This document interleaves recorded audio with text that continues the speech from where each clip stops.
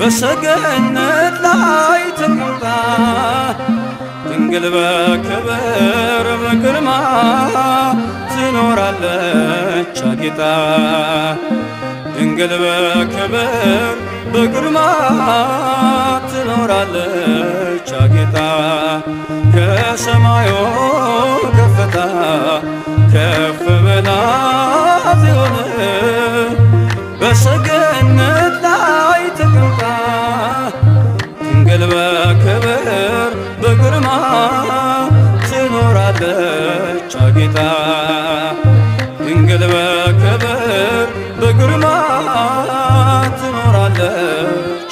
ዓይን ከሞላባቸው ከኪሩቤል ክንፋቸውን ከበዛ ከሱራፌል ከሊቃናቱ ሁሉ ትበልጣለች።